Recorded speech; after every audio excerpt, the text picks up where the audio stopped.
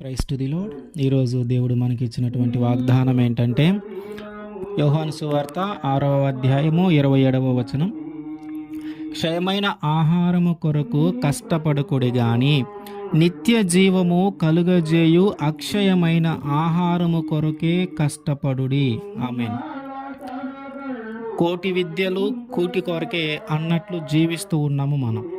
అంటే ఏ పని చేసినను, ఎంత శ్రమ పడినను, ఎంత కష్టమైనను, ఎంత సమయాన్ని వెచ్చించినను చివరిగా దాని ద్వారా సంపాదించినది మనకి సంతృప్తికరమైన ఆహారమును భుజించటము కోసము, మన శరీరమును మనము పోషించటము కోసము. మనిషి యొక్క ప్రాథమిక అవసరాలు తీర్చుకోవటానికి మనిషి చాలా కష్టపడుతూ ఉన్నాడు, చాలా శ్రమ పడుతూ ఉన్నాడు. కొన్నిసార్లు భరించలేని కష్టమైన దానిని తట్టుకొని నిలబడి పనిచేస్తూ ఉన్నాడు. కారణం ఏంటంటే తన యొక్క అవసరాలు తీర్చబడాల. ఏంటి ప్రాథమిక అవసరాలంటే నీరు, ఆహారము, దుస్తులు. త్రాగటానికి నీరు, తినటానికి ఆహారము, కట్టుకోవటానికి దుస్తులు. ఇవి మనిషికి ప్రాథమికంగా అవసరమై ఉన్నాయి. మనిషి ఎంత సంపాదించిననో, ఏమి చేసి సంపాదించిననో, ఎంత శ్రమ పడిననో ఈ అవసరాలు తీర్చటము కోసమే మనిషి ప్రయాసపడుతూ ఉన్నాడు. అయితే యేసుక్రీస్తు వారు అంటూ ఉన్నారు, ఇదంతా కూడా క్షయమైనది. నువ్వు తాగటం కోసం ఏర్పాటు చేసుకున్నదైనను, తినటం కోసం ఏర్పాటు చేసుకున్నదైనను, కట్టుకోవటం కోసం ఏర్పాటు చేసుకున్నదైనను, ఈ మూడిటికి అవసరమైనటువంటి నీ శరీరము కూడా ఇదంతా కూడా క్షయమైనది. ఇది ఏదో ఒక రోజు నశించిపోతుంది. ఇది ఏదో ఒక రోజు క్షయమైపోతుంది. ఇది నీ కంటికి కనిపించనిది. ఒకరోజు ఇదంతా నీ కంటికి కనిపించని ఒక రోజు వస్తుంది. కనుక ఈ క్షయమైన దానికోసము మీరు కష్టపడటం కంటే కూడా నిత్య జీవము కలుగజేయు అక్షయమైన ఆహారము కొరకు మీరు కష్టపడండి అంటున్నాడు దేవుడు. ఈ క్షయమైపోతుంది.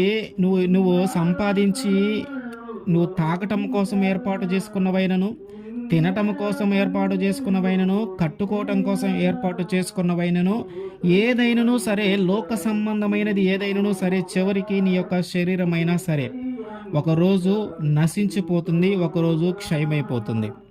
యేసుక్రీస్తు వారు ఏమంటూ ఉన్నాడంటే, ఒకరోజు నశించిపోయేదానికి ఏదో ఒక రోజు అది క్షయమైపోతుంది కదా, దానికోసమే నువ్వు అంత కష్టపడటం ఎందుకు? ఇదిగో ఎప్పటికీ నశించనిది, ఎప్పటికీ క్షయమైపోయినది, నిత్యము నిలిచి ఉండేది, నిత్య జీవము కలుగజేసేది ఒకటి ఉంది. అది అక్షయమైన ఆహారము, అది క్షయమైపోదు. కనుక మీరు దానికోసం కష్టపడమంటూ ఉన్నాడు. నువ్వు క్షయమైన దానికోసం కొంచెం కష్టపడితే అక్షయమైన దానికోసము ఇంకా ఇంకా ఎక్కువగా మనము కష్టపడాలి. ఏంటి అక్షయమైనది? అక్షయమైనది అంటే ఏంటి? అక్షయమైన ఆహారం ఏంటంటే వాక్యము అక్షయమైనది. అది క్షయమైపోయేది కాదు, అది నశించిపోయేది కాదు. దేవుని మాట, భూమి ఆకాశము గతించినను దేవుని మాట నిలవబడి ఉంటుంది.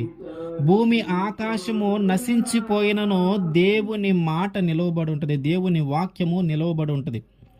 అంటే దేవుని వాక్యము అక్షయమైనది కనుక దానిని మనము భుజించటము కోసము కష్టపడాలి. దేవుని వాక్యము అక్షయమైనది కనుక దానిని భుజించుట కొరకు మనము కష్టపడాలి. అంటే దేవుని వాక్యము చదవటము కోసము, దేవుని వాక్యము వినటము కోసము, చదివినది వినినది గ్రహించి మన హృదయంలో దానిని నాటటము కోసము, హృదయంలో నాటబడిన దాని ప్రకారము నీ యొక్క ప్రవర్తన, నీ యొక్క జీవితము ముందుకి కొనసాగించటము చేయాల.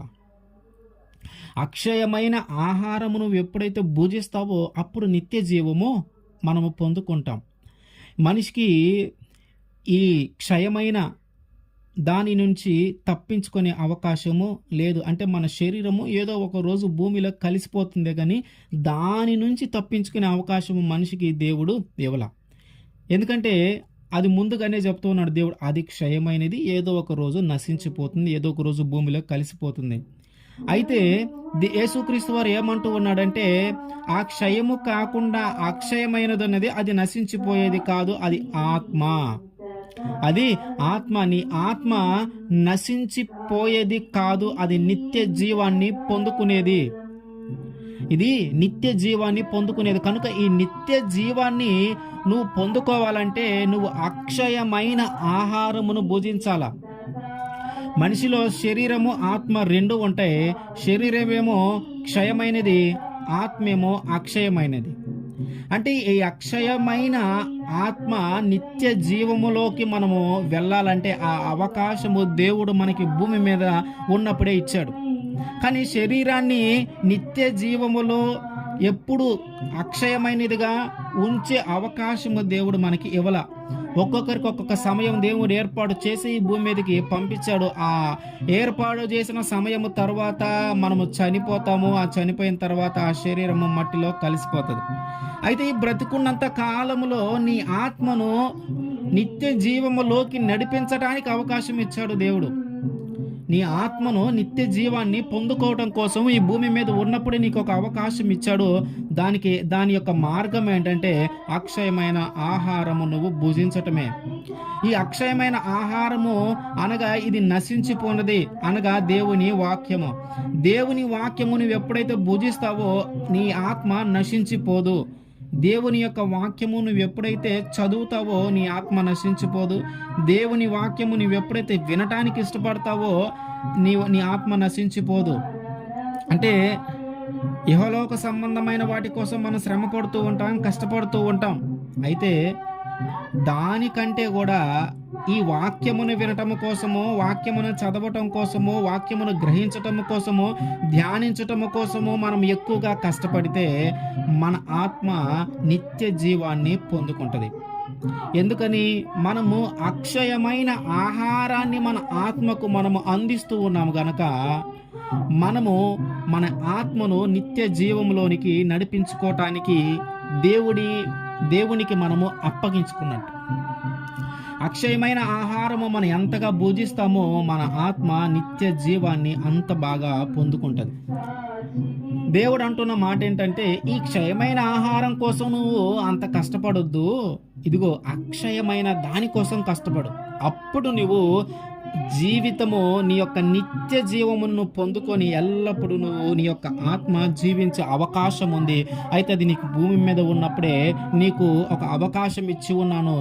ఏంటి అవకాశం అంటే, ఇదిగో ఆత్మీయ ఆహారము, అక్షయమైన ఆహారము నీవు భుజించటమే. ఈ లోక సంబంధమైన ఆహారాన్ని తిని త్రాగి నీ శరీరాన్ని నువ్వెంత పోషించిననో ఏదో ఒక రోజు అది నశించిపోతుంది.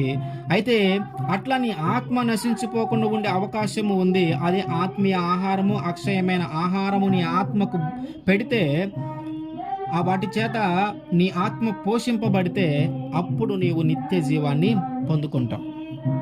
కనుక ఈ లోక సంబంధమైన ఆహారము కోసము మనం కష్టపడటం కంటే కూడా ఆత్మీయ సంబంధమైన ఆహారము కోసము, అక్షయమైన ఆహారము కోసము మనం కష్టపడి మన ఆత్మను నిత్య జీవములోకి నడిపింపబడేలాగా మనము దేవునికి మన యొక్క జీవితాన్ని దేవుడికి అప్పగించాలి. ఈ విధంగా మనము ఆత్మీయ ఆహారము కొరకు కష్టపడితే మనం నిత్య జీవాన్ని పొందుకుంటాం. ఆమేన్.